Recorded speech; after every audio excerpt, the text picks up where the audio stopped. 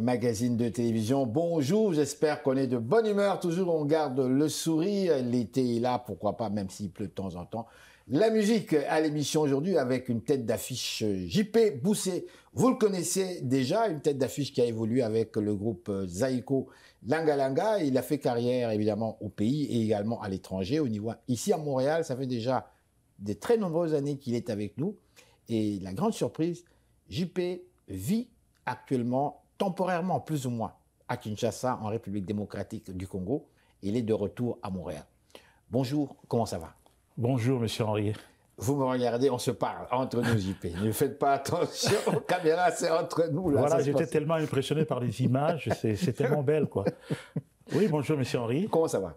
Ouais, ça va, ça ira, ça ira. Vous êtes revenu à Montréal après avoir passé presque une année au Congo. Bon, disons que la dernière fois que je suis parti au Congo, c'était le 29 juillet, donc ça fera presque une année. Une année. Presque une année. Après avoir passé combien de temps ici, là? 31 ans au Canada. 31 ans? Oui, après avoir passé 31 ans au Canada, je suis rentré au Congo pour m'installer et essayer de voir comment fonctionne le pays. Dites-moi, après 31 ans de vie en Amérique du Nord, dans le confort nord-américain, permettez-moi de vous souligner qu'il y a des gens qui partent du continent maintenant. C'est le rêve, le rêve. Oui. Moi, je l'ai remarqué dans les années 90 à peu près. J'étais retourné à Kinshasa et ça m'avait frappé de voir ce rêve que j'entendais partout. Tout le monde, tous les jeunes quasiment rêvaient de partir. Ils veulent partir, c'est le départ. Et même la famille appuie ça. Vous avez bien mangé, vous êtes très en forme. Effectivement. Tout va bien, les enfants, la famille, après 30 ans de vie ici, vous décidez de vous réinstaller au Congo, à Kinshasa. Quel moustique vous a piqué? En fait, après 1000 réflexions, je m'étais rendu compte que j'ai quand même passé 3 décennies ici au Canada. 3 décennies, et oui, que les gens avaient besoin de moi à Kinshasa. Quels gens? Qui? Enfin, quand je parle des gens, je parle des admirateurs, les admirateurs, les fanatiques de la musique congolaise moderne, surtout du clan Zaïko. Donc je me disais, mais qu'est-ce que je peux faire? J'ai tout eu ici au Canada, j'ai fait des expériences par-ci, par-là. Maintenant, il faut songer à retourner au pays pour faire quelque chose. JP Boussé, je le précise, tête d'affiche, star dans le groupe Zaïko Langa Langa. Vous avez tout eu finalement sur le plan popularité et tout et tout. Oui. Dites-moi, quand on passe 30 ans en Amérique du Nord, je vous souligne que l'Amérique du Nord, comme vous le savez, c'est en fait dans les pays du tiers-monde, les gens disent final. C'est-à-dire que tu peux aller partout, mais quand tu viens ici c'est le top de top. Les Québécois vont s'enfler la tête. C'est le top de top, l'Amérique du Nord.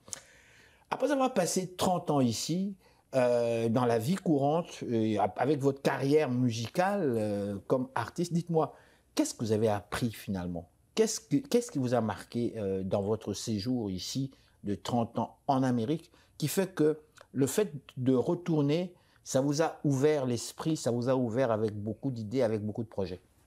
En fait, la décision de rester ici au Canada, par exemple, c'était pour m'enrichir, avoir des nouvelles, de nouveaux éléments de comparaison avec ce qui se passe dans mon pays. Dites enrichir, c'est pas matériellement. Non, c'est pas donc la tête. Ok, on va bien se comprendre. Faire un homme, donc m'enrichir et essayer de m'instruire, m'instruire dans l'éducation en fait. Donc j'ai appris beaucoup de choses ici au Canada. Dans mon domaine, dans l'industrie musicale, j'ai comparé avec ce qui se passe au Congo. Exactement. Et j'ai eu la chance de faire des études aussi à Tréba et par-ci par-là. Et c'est pourquoi je me suis dit, voilà, pourquoi ne pas retourner au pays, faire bénéficier de ce que j'ai appris ici au Canada. Qu'avez-vous appris ici que vous ne saviez pas déjà? À Kinshasa, bon, le business, à Kinshasa, la musique, c'est encore au niveau primaire. Je m'excuse de dire ça. Oui. Donc, l'industrie musicale au Congo, c'est pas encore structuré comme ici. Bon, j'ai appris beaucoup de choses ici, comment fonctionne un artiste. J'ai appris beaucoup de choses. Bon, en même temps, j'avais aussi, je m'étais dit que j'ai tout fait dans ma vie. Il faut maintenant trouver quelque chose de nouveau pour fonctionner comme artiste et comme, disons... Je vais ici vous ramener sur un élément que vous avez avancé. et qui moi aussi d'ailleurs me frappe, je m'interroge sur ces questions-là. Vous avez dit qu'il y a très peu d'industrie musicale au Congo. Et moi, je vous dis qu'il n'existe pas une industrie musicale chez nous. Peut-être dans les années 50, quand les Cubains venaient et qu'ils allaient chercher les petits Congolais, qu'ils allaient enregistrer quelques disques, d'où nos ancêtres artistes comme tels. À l'époque, VV, on parlait beaucoup de VV Production, qui a produit plusieurs artistes, dont Zaïko. Oui. Mais la question que je me pose, est-ce qu'il existe une industrie musicale au Congo? Puisqu'on voit, tout le monde voit les grandes vedettes, les artistes congolais partout, là, ça fait le tour du monde. Moi, j'ai toujours dit qu'il n'en existe pas et que ces gars-là se démerdent tout seuls pour arriver là où ils sont.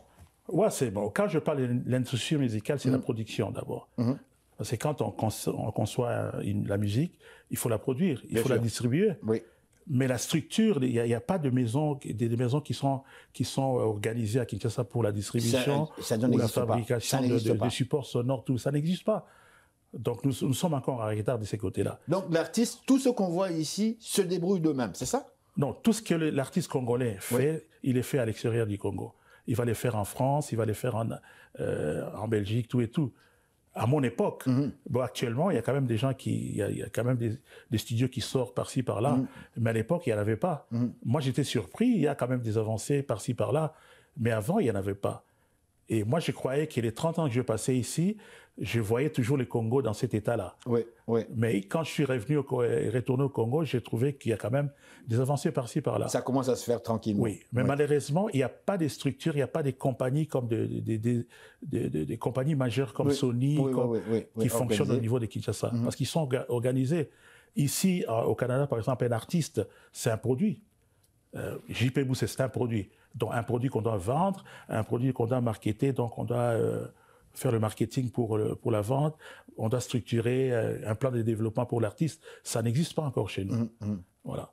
JP Boussé, juste pour donner un petit goût à nos téléspectateurs, on a quand même parlé là un petit bout de temps, on va présenter une chanson de vous, Adios Tété, une chanson de Taboulé Rochereau, une grande vedette congolaise que vous avez interprétée d'ailleurs.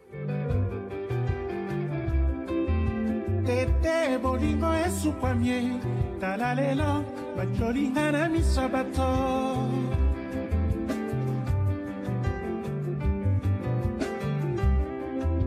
eme nalelanga na nanie denaliwa ya makila ekoganye.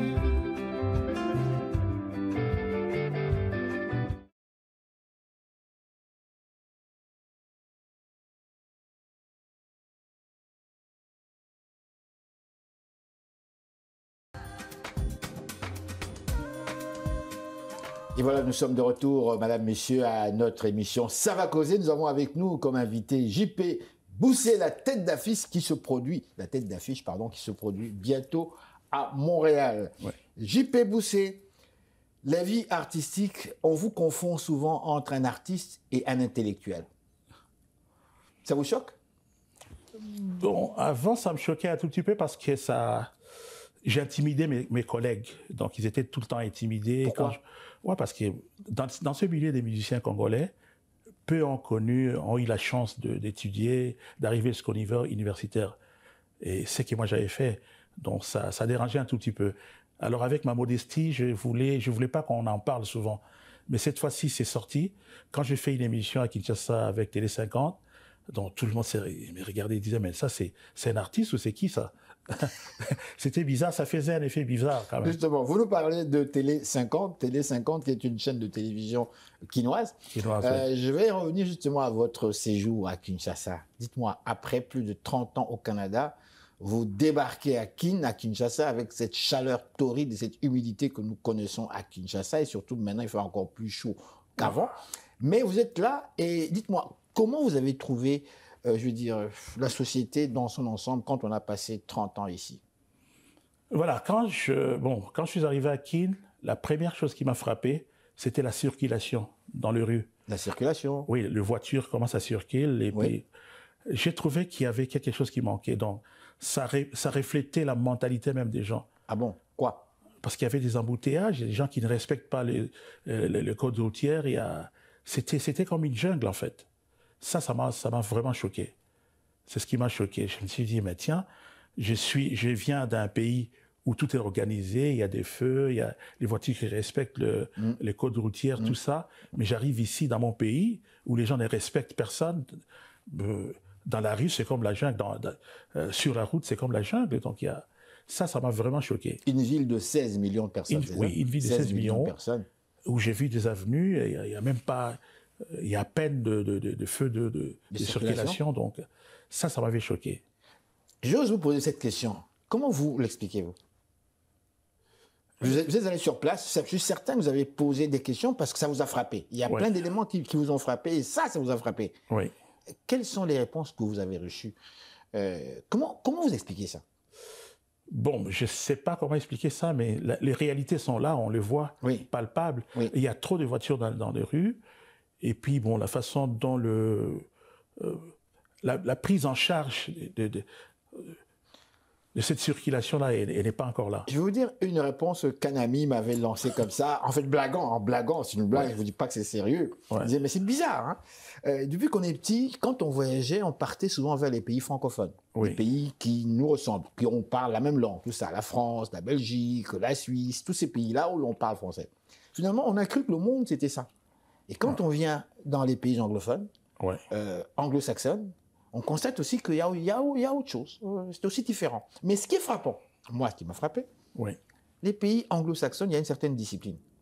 Il y a une certaine organisation, on voit que tout est structuré. Même les gens, quand ils attendent l'autobus, vous n'avez même pas besoin de leur dire, ils font la queue d'eux-mêmes. Alors que chez nous, tout le monde va.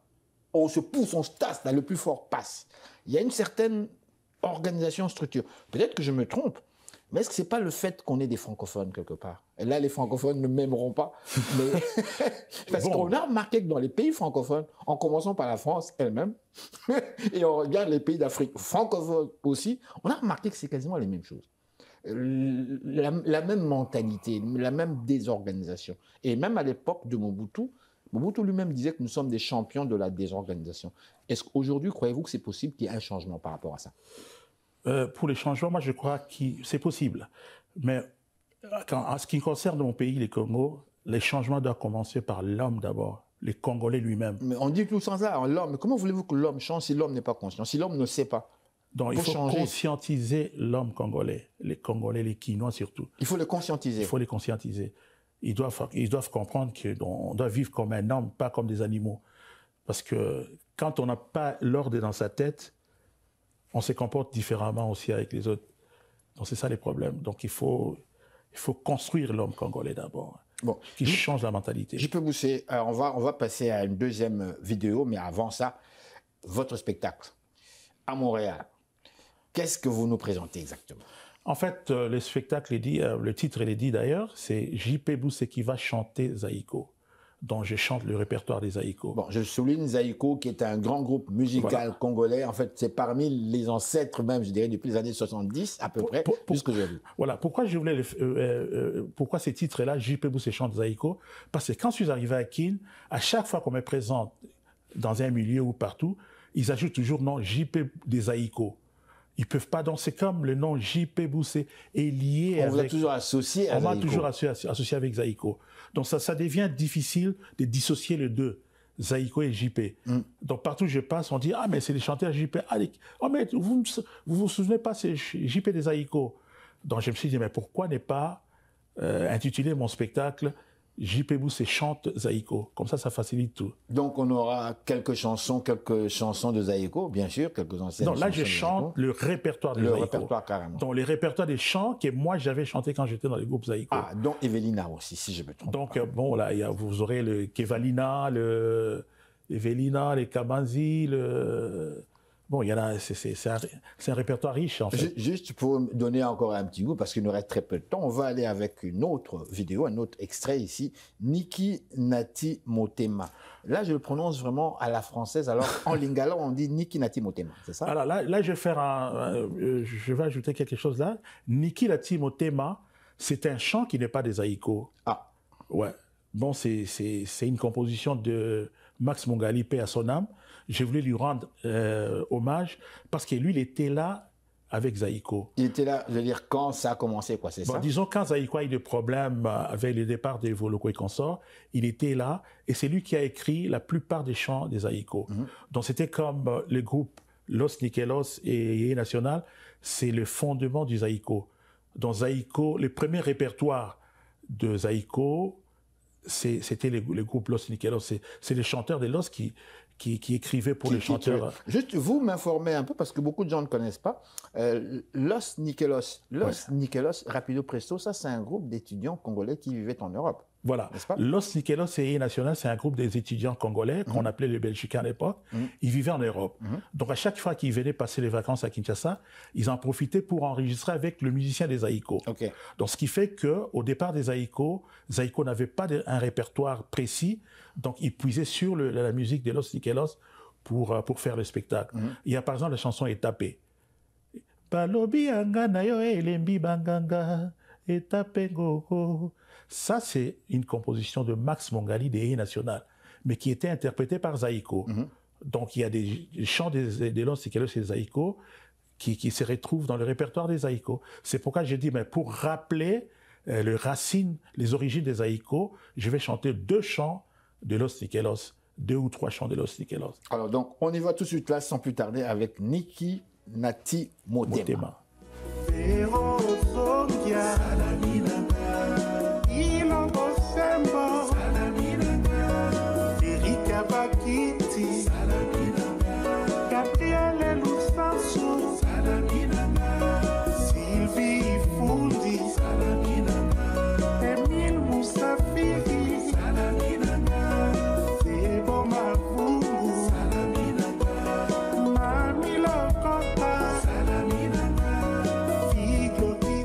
De retour à notre magazine de télévision. Madame, monsieur, je vous souligne, c'est l'émission Ça va causer. Nous sommes diffusés depuis Montréal et nous recevons aujourd'hui JP Boussé, tête d'affiche, star de la musique congolaise, ici même à Montréal. Monsieur JP Boussé, j'ai envie de vous demander, en fait, rentrer au pays pour la plupart des Congolais, de la diaspora congolaise qui vous suivent aujourd'hui. Certains sont surpris, d'autres non. Je parle avec de nombreux jeunes, beaucoup de jeunes, des très jeunes, qui eux tous, ils ont un rêve, réaliser des projets au Congo. La plupart. Je suis toujours surpris parce que beaucoup sont nés ici, ne connaissent pas le pays, ne sont jamais rentrés, mais ils ont des projets par rapport à, disons, leurs parents qui, eux, préfèrent rester ici. Dites-moi, quel conseil vous aurez à donner aux membres de cette diaspora congolaise qui vous regardent ce soir, qui vous écoutent attentivement, qui vous connaissent comme une tête d'affiche de la musique congolaise, et qui vous écoutent, qui vous entendent dire, voilà, moi j'ai décidé, vous avez créé une organisation au pays comme telle, vous avez décidé d'aller travailler sur place tout en gardant bien sûr contact avec Montréal. Quel conseil vous avez à leur donner? Parce qu'en fait, bon, les conseils, chacun a sa façon de voir les choses. Moi, je prends mon cas par exemple. Donc moi je voulais, après 30 ans passés en Occident, je voulais créer un nouveau concept. L'art au service du social. Parce que tout le temps, les artistes congolais, quand ils ont des succès, ils ont beaucoup d'argent, ils s'amusent, tout et tout. Une fois qu'ils n'ont plus d'argent, ils ont des problèmes et ils vont tourner vers le social, vers l'État, tout ça pour intervenir. Mais moi, je voulais créer un concept, l'art au service du social. Ça signifie quoi? En tant qu'artiste, je voulais organiser des soirées pour amasser de l'argent et soutenir mon organisme. Parce que j'ai créé un organisme à but non lucratif, Fondation JP Boussé. Et tu fais quoi précisément? Bon, c'est pour aider le démuni, les enfants défavorisés. Voilà. Donc ça, c'était mon concept. Donc l'art au service social, avec mes talents, les talents que Dieu m'a donnés, je vais chercher de l'argent, puiser de l'argent auprès des spectacles ou de... Pour aider les enfants défavorisés. Pour aider les enfants Pourquoi défavorisés. fais-tu cela? Ouais, parce que je me suis rendu compte que j'ai tout fait dans ma vie. J'ai fait la musique, j'ai eu les succès, tout et tout et tout. Mais quand même, à côté de ça, il y avait aussi des gens qui souffraient. Donc il fallait chercher une formule, comment les aider. Et quand je suis arrivé au Congo, j'ai discuté avec certains bailleurs de fonds, tout et tout. Tout ce qu'ils m'ont dit, la plupart des politiciens m'ont dit, voilà, ton idée est bonne, mais malheureusement, nous ici, ça ne fonctionne pas comme ça. Quand tu arrives avec un projet un projet humanitaire là, mais il faut que nous, on soit impliqués pour la visibilité. Parce que tout ce qui les intéresse au Congo, c'est la visibilité. Donc, dès qu'un homme politique n'est pas dans ce que tu fais, ça lui dit rien. Ça ne l'intéresse pas. Ça ne l'intéresse pas. Donc, il faut... Donc, c'est donnant-donnant, quoi. Donnant-donnant, en fait. Et moi, dans ça, je m'étais quand même senti mal, parce que je me disais, voilà, je suis venu avec un concept, j'arrive ici, chez le mien, et ils me disent ça, donc c'est un peu bizarre. Donc, ça m'a refroidi le vin un tout petit peu, quoi. JP Boussé, on va terminer cette interview avec un dernier clip. Ouais. Et le dernier clip ici, c'est JP Boussé chante Kamanzi. Kamanzi, oui. Kamanzi.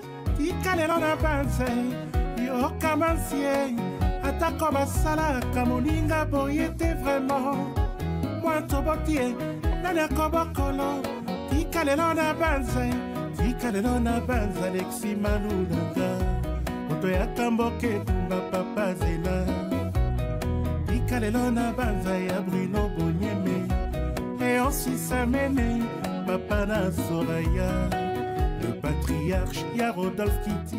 Et voilà, c'est donc la fin de cette interview. Monsieur JP Boussé, je vous dis merci. Est-ce qu'il y a-t-il un mot de la fin rapido presto? Merci. Moi aussi, je vous remercie pour l'accueil. Le mot de la fin, c'est que j'invite les amis, les fans, les administrateurs de Zaïko de venir très nombreux à la